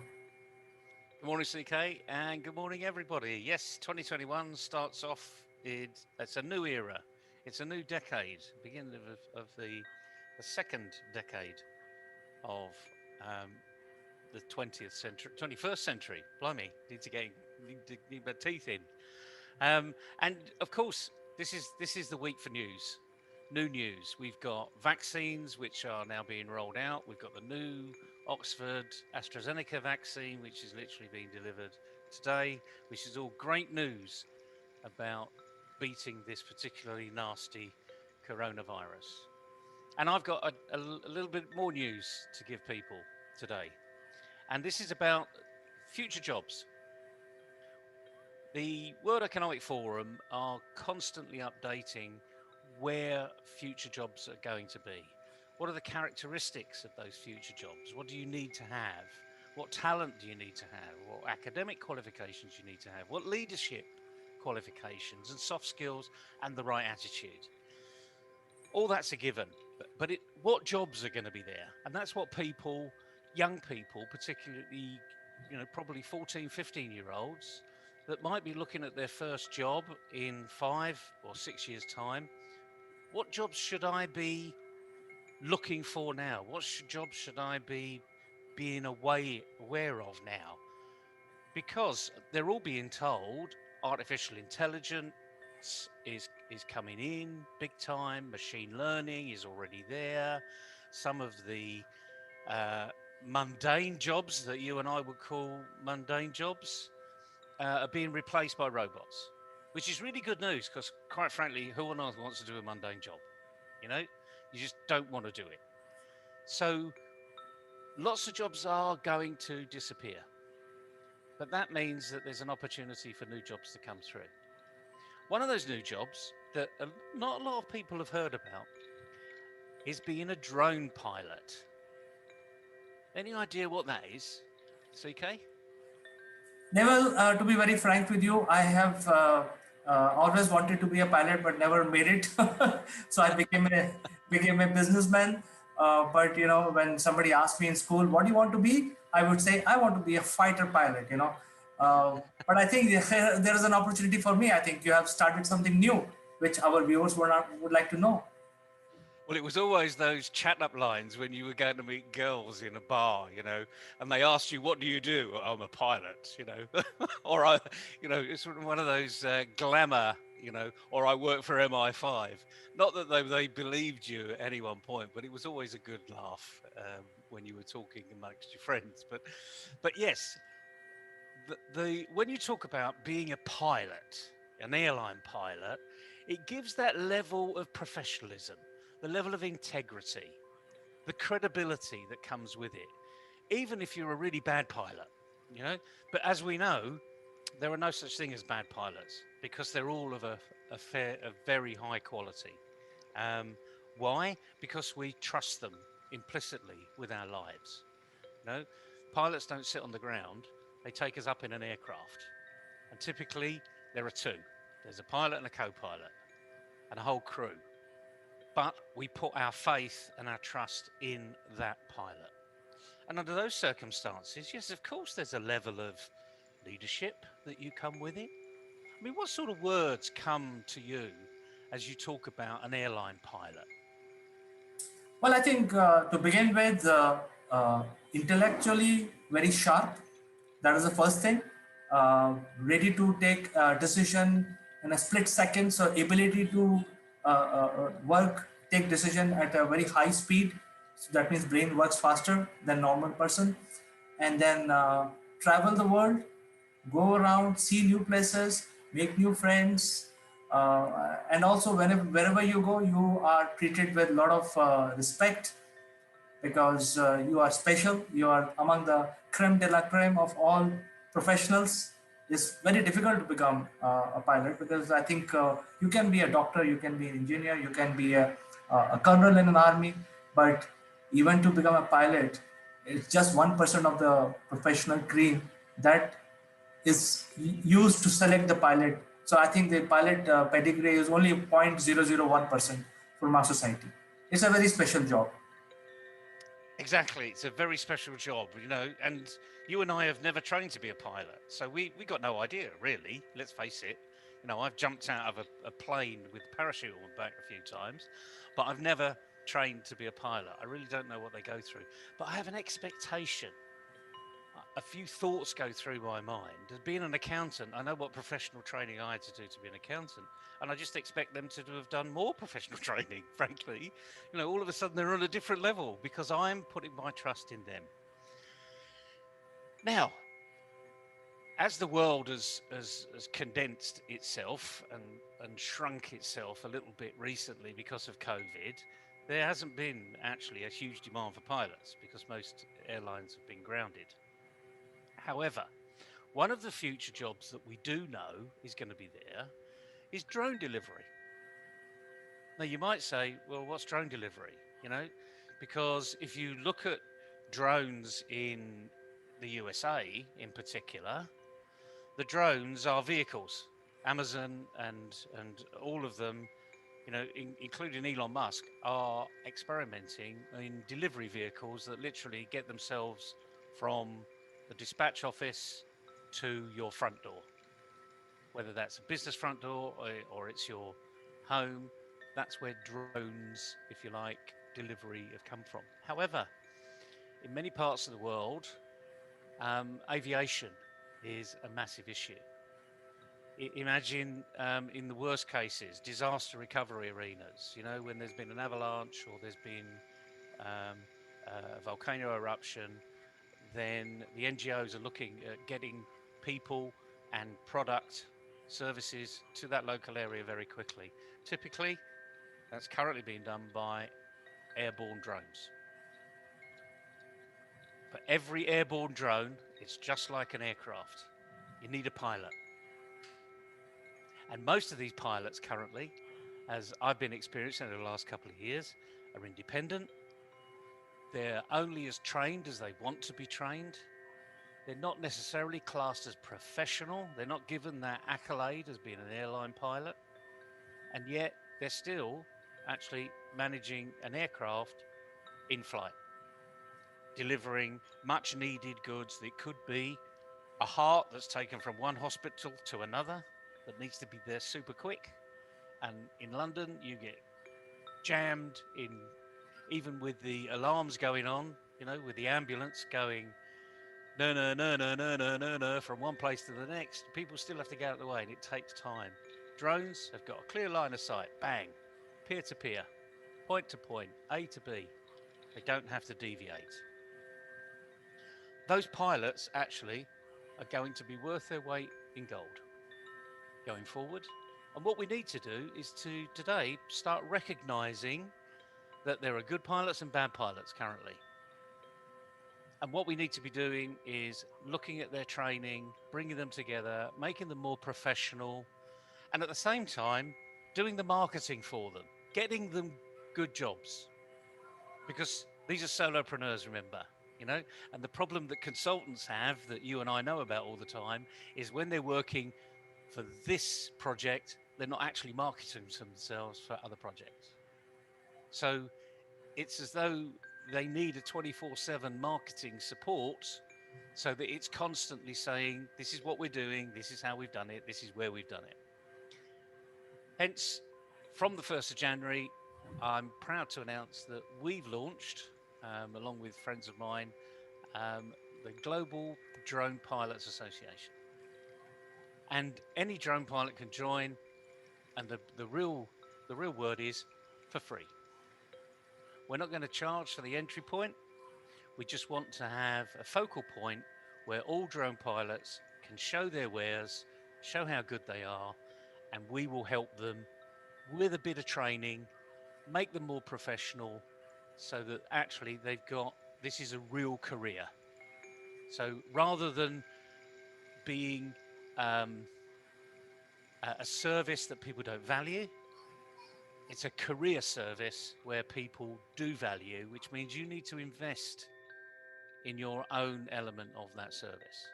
So you need to show how good you are, that you are professional, and you're there to do the customer service. And the other thing is, by the way, what do you think you need to be a drone pilot? What technical capability do you think you need to be a drone pilot? Well, I'm already a qualified drone pilot, Neville. I play a lot of games. I have a drone. Exactly. Exactly. It's the game, it's that game arena, because gamers actually make really good drone pilots. They're constantly looking at a screen. They're getting feedback from a screen, a big screen or a small screen. They're maneuvering. They've got great hand-to-eye coordination. They can maneuver this. They're using all of their digits to make things happen.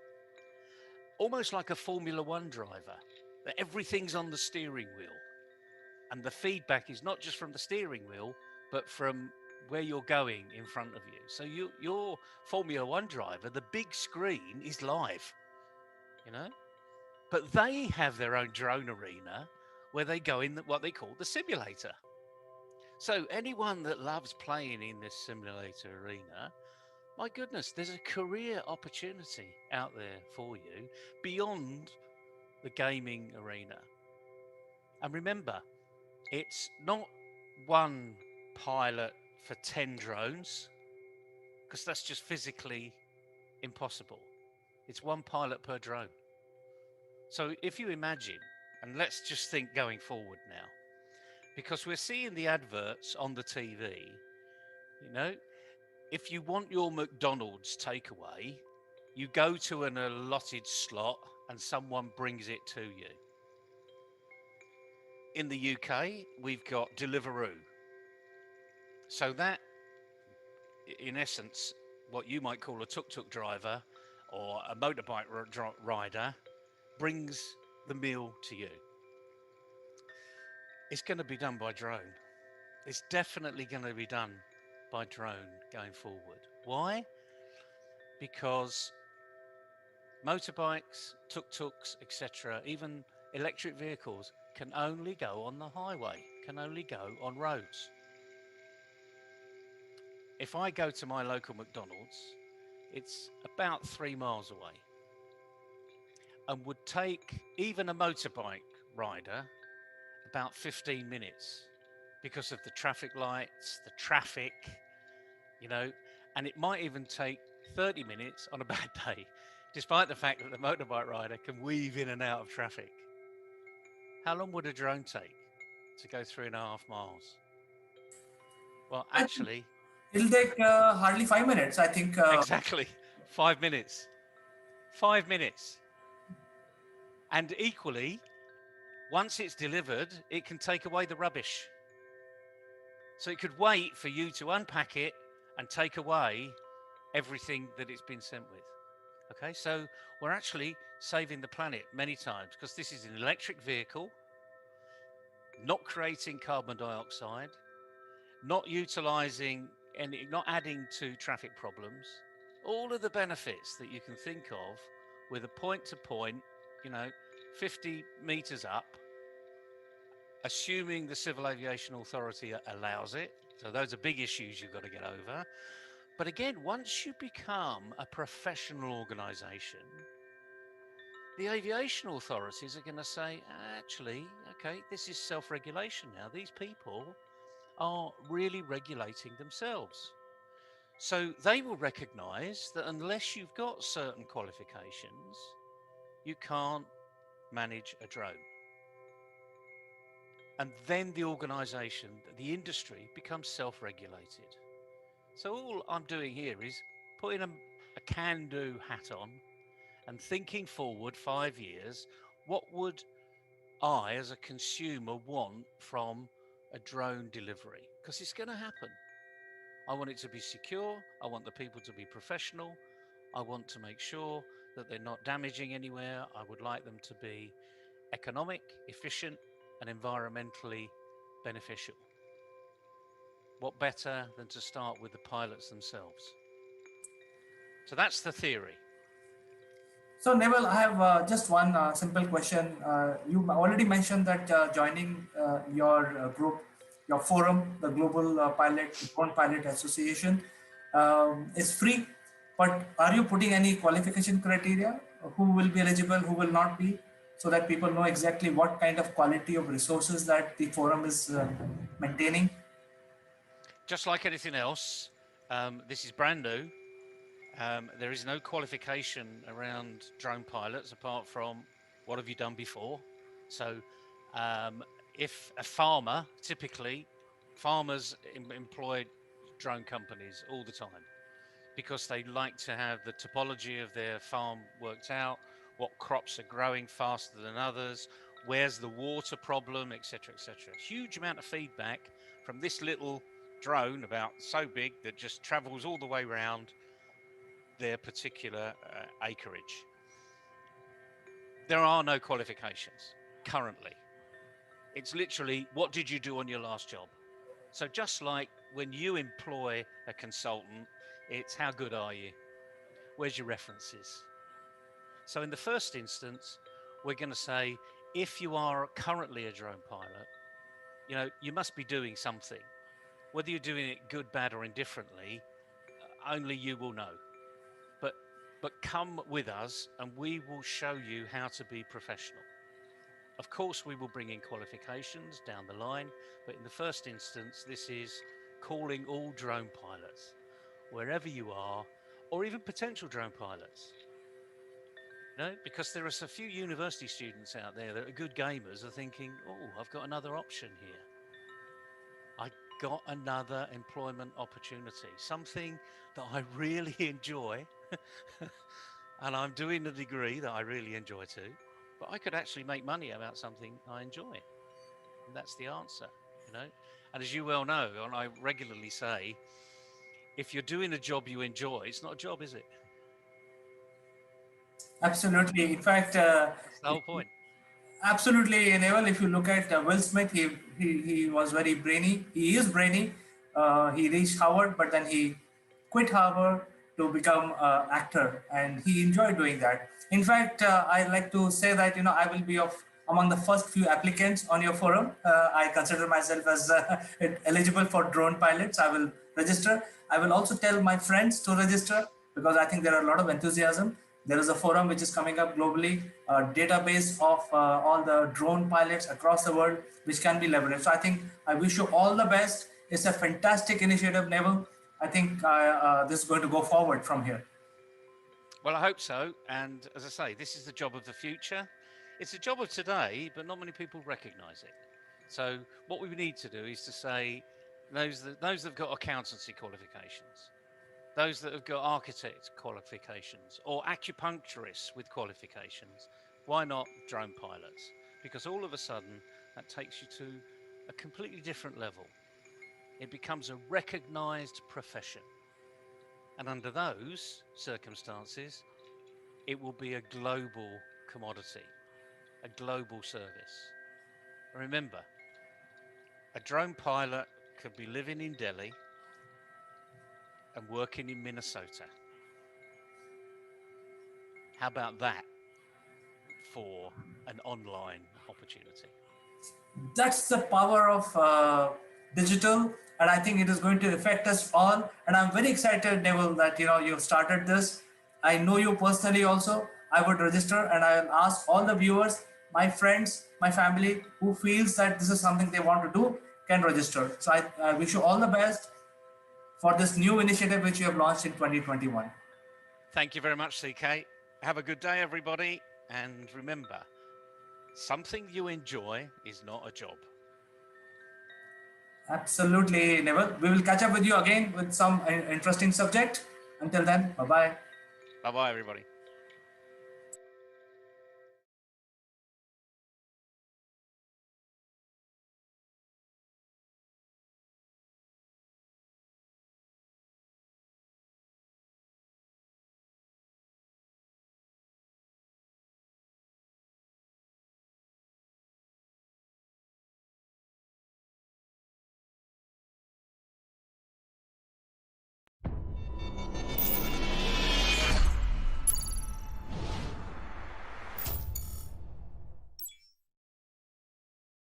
Hello, friends. Welcome to Akulmach Live. I am Chandrakant. Today, we would like to discuss about how state of Hyderabad got integrated into India during 1947 at the time of independence. And for this discussion, it's going to be very interesting. It's going to be a sort of a brief history for all of us, and many people may not know, what actually happened and what are the kind of efforts the Indian government and the founding fathers had to do to integrate India. And this is going to be a very nice learning for all of us. So stick around to this outstanding show which is coming up. But friends, also stay till the end because there is a free giveaway, and we will tell you in the end how you can actually win your free gift. So let's start our discussion.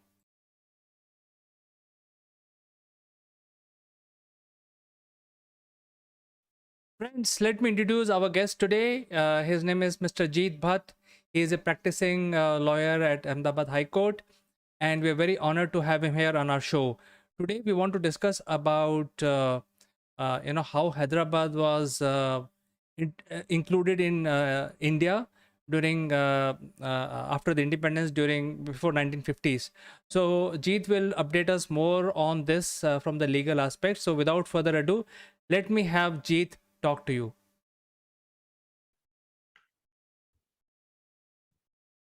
Hello, Chandrakant. Thank you for having me on this show. And I'm looking forward for this discussion with regards to the state of Hyderabad during the independence and how it got integrated into India. Yeah, certainly, Jeet. In fact, there were a lot of stories, and there could be some misconceptions also among the people. And what really transpired, because I think one thing that we know as normal Indian citizen is that Hyderabad wanted to merge in with Pakistan and not with India. And then what happened? So we would like to know from you. Yes, Chandrakant, certainly it's a very interesting historical feat that India achieved by integrating Hyderabad after so much of turmoil and after so much that went into the discussions, negotiations, persuasions, when Sardar Patel was at the helm of affairs as the Minister of the Ministry of States, and also the role played by Lord Mountbatten and also VP Singh, VP Menon, who was the Secretary of the Ministry of States. So certainly a very interesting historical feat achieved, and let me give you the brief background how it happened. Uh, so basically, Hyderabad state was founded originally by Mir Kamruddin in the year 19 in the 17th century, and he was made the viceroy of the Deccan by Aurangzeb's successor. Now, the Emperor Muhammad Shah conferred on him the title of Asaf Jah. So that is how the dynasty came to be known as the Asaf Jah dynasty, which was ruled by the Nizams of Hyderabad. So the in 1911, the Nizam was Mir Usman Ali Khan Bahadur, who had succeeded the Gadi and was the seventh Nizam of the state of Hyderabad. Now, geographically, Hyderabad was in the heart of the country, and also it was a very rich state with regards to population, revenue, and its importance. And it connected North India to South India. So it was in the center and the heart of the country. Now, at that time, the Nizam was ruling an area of around 82,000 square miles. And the Hyderabad state had its own coinage, currency, and also stamps. Now, the population of Hyderabad, interestingly, was predominantly Hindus, whereas it was ruled by a Muslim ruler. So around 80 or more than 80% of the population were Hindus. But the civil services, the police, the army, and all other services and posts were predominantly occupied by the Muslims. And even the Legislative Assembly, which was set up in 1946, had majority Muslims over Hindus. So when the Independence Act of 1947 was implemented by the Britishers on 3rd June 1947, the Nizam issued a farman declaring his intention of not joining either Pakistan or India, as he wanted to become an independent state from 15th August 1947. Now, under the Indian Independence Act, all the rulers were had the option of either acceding to India or to Pakistan, or to retain its sovereignty and declare itself to be an independent state. But it is because that independence was given to them, the Nizam thought it fit to declare himself to be a sovereign state and to have an independent state where he would be ruling. So he did not want to accede to India, as that would have compromised his sovereignty and therefore his delegation, which he had sent to the Ministry of States in Delhi, suggested and also threatened that if he was pressurized into acceding to India, he would rather consider joining Pakistan. And also certainly Pakistan influence was also there, and also they were prompting him and also supplying with a lot of arms ammunition. So therefore that angle was also there, and at that time also there were issues with regards to Kashmir. So therefore the India could also not put much pressure, and also Hyderabad was a very rich state, and the Nizam had a lot of revenues, because in that time the annual revenue of Hyderabad was around rupees 26 crore, with a population of around 16 million people. So therefore it was certainly a rich state. It was not like any other state or any other ruler which would have easily acceded to India, or would have agreed to accede by even showing some pressure or using some tact or persuasion skills. So that time it was very difficult to accede Hyderabad into India. So later on, Lord Mountbatten was trying to persuade the Nizam that the correct course for him and the best course for him was to accede to India, because geographically it was in contiguity with India, and also culturally it had the same culture with the neighboring states. So since every other ruler had already taken a decision to accede to India by or before 15th August 1947, only three states had not acceded to India, and that were Jammu and Kashmir, Hyderabad, and Mysore. So at Lord Mountbatten's insistence, the period was extended for these states for a further period of 3 months in order to continue with the negotiations. Now the delegation which was sent by Nizam were pressing for not a treaty of accession, but a treaty of association. Now that was not acceptable to India, because India had entered into an instrument of accession with all other rulers. And if it would have entered into an instrument of association with Hyderabad, that would then there would be a charge of distrust and breach of condition with the other rulers, and other rulers would also come and say that now this is because you are negotiating with Hyderabad and Hyderabad is not agreeing, so you want to agree with all the conditions that Hyderabad is putting. So therefore Sardar Patel was not in favor of even the slightest of variation in the instrument of accession. So therefore the negotiations with Hyderabad and its delegations were not fruitful. But ultimately later on, the the Ministry of States agreed to enter into a standstill agreement, which were in with the British paramountcy, and the state of Hyderabad would continue with the Indian dominant taking over the British Commonwealth. So that agreement, after a lot of negotiations, was finally concluded, and the final draft was, the delegation then said that it would take the draft to Hyderabad, and it took the draft to the Nizam on 22nd of October, and they promised it to bring it back on 26th of October 1947. But on 26th October 1947, when the Nizam was to sign it, the standstill agreement, he postponed the signing it for the next day. Now, on 27th October 1947, around 25 to 30,000 crowd gathered around the house of the advisors of the Nizam, who were going to take the instrument of standstill agreement to Delhi, and they did not allow that to happen. They also did not allow the Nizam to sign the instrument, the standstill agreement. So therefore, this agreement failed and did not reach Delhi on 26th.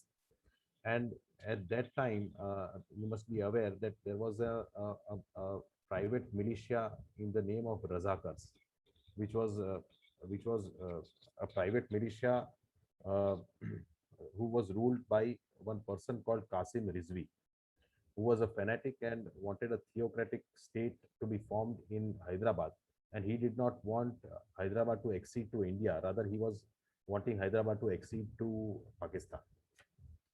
So this Qasim Rizvi, who was the founder of the Razakars, and basically Razakars, the word means that he's a volunteer who is doing social service, but rather it was a private militia and was creating havoc in the state of Hyderabad, and the Nizam did not have any control over him.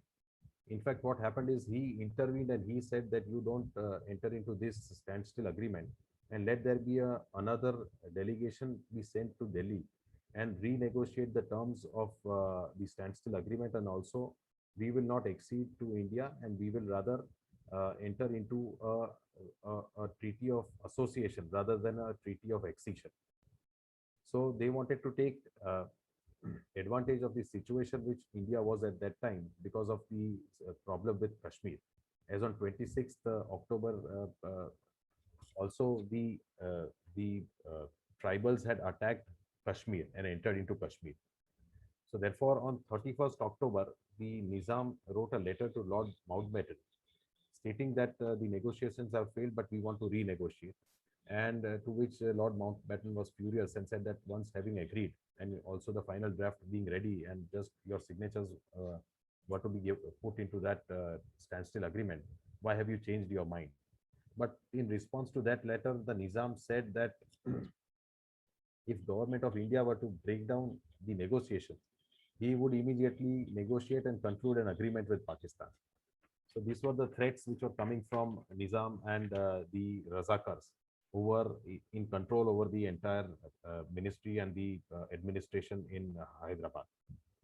Now, thereafter, he appointed a new Prime Minister, Mr. Liaq Ali, in the Executive Council of the Nizam at the behest of Qasim Rizvi.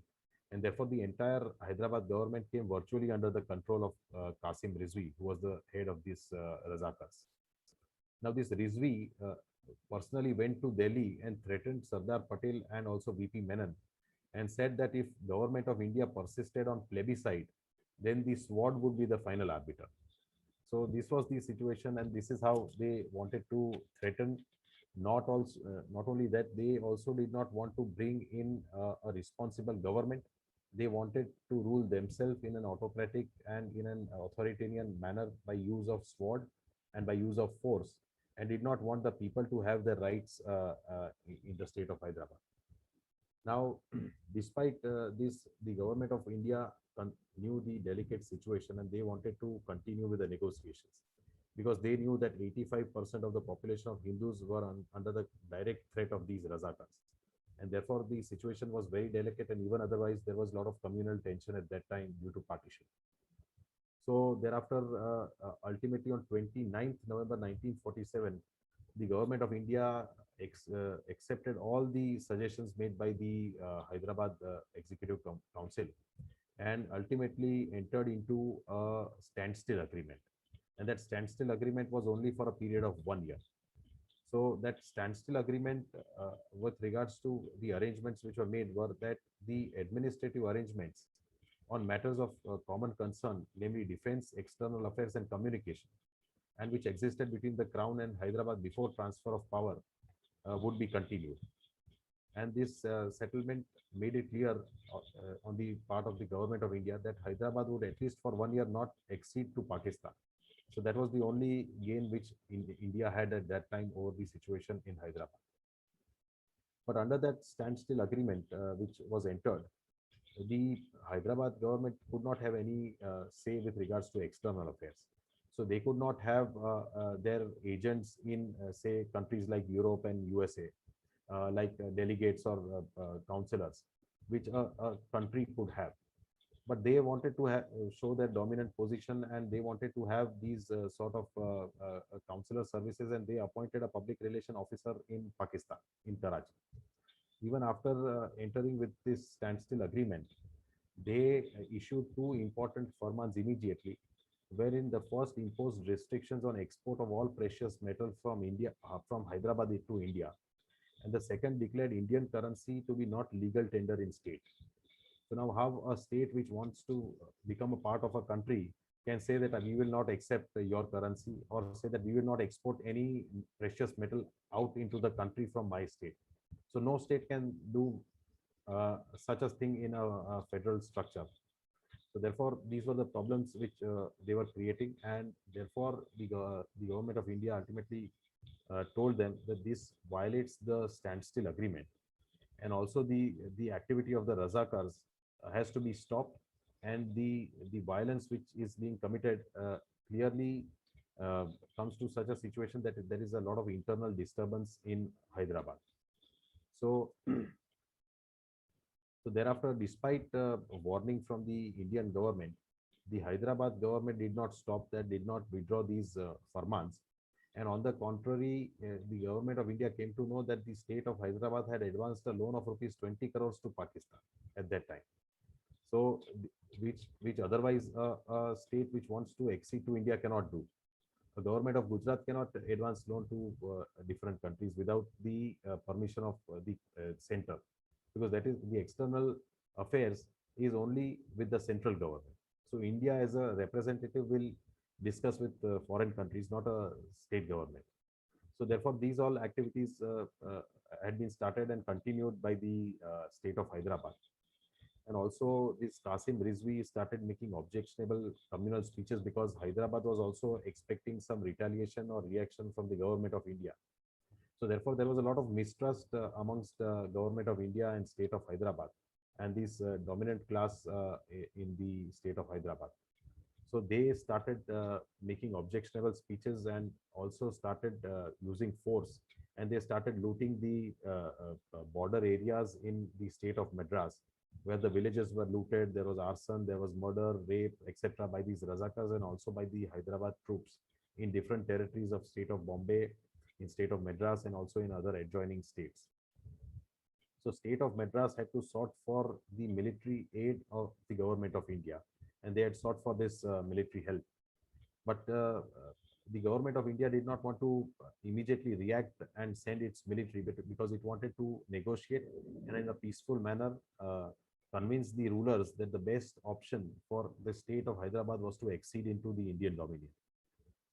Now, at that time, the Razakars were perpetuating crime after crime. And on 17th June 1948, the negotiations with regards to the agreement of accession had completely failed.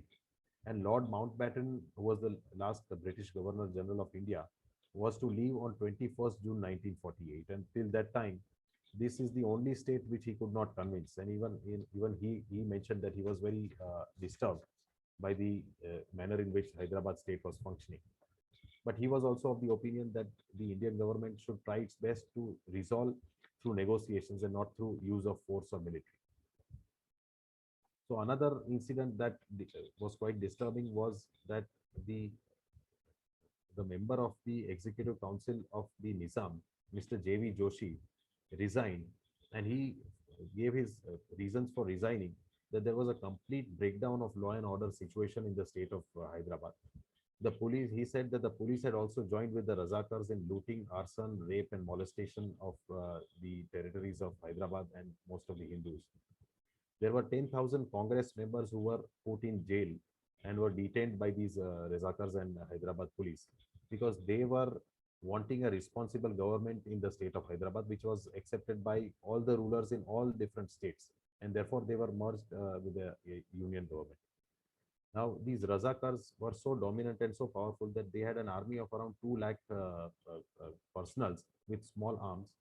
And the state forces, the state military of Hyderabad had around 42,000 members. And also they had imported Pathans into the state as for their military. So that was the powerful military that the Nizam had. In the month of August, because there was no the negotiations were not taking any fruitful step, and they were to a stalemate position. The Nizam wrote to the United Nations requesting to arbitrate between Hyderabad and India.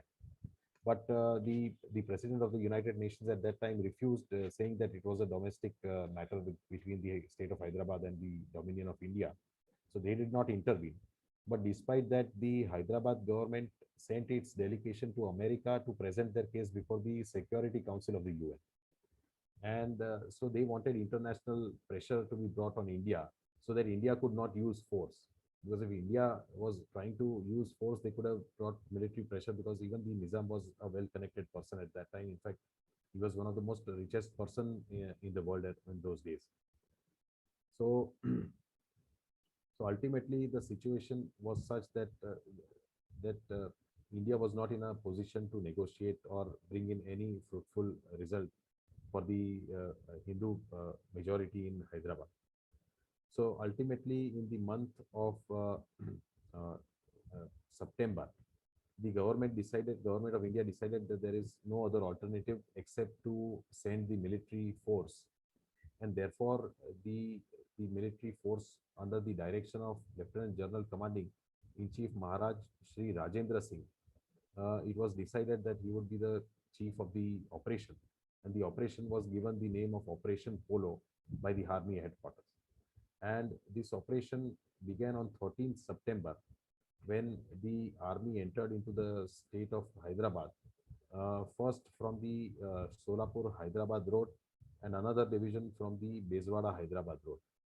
And it was met with a strong resistance of the Razakars and the Hyderabadi army.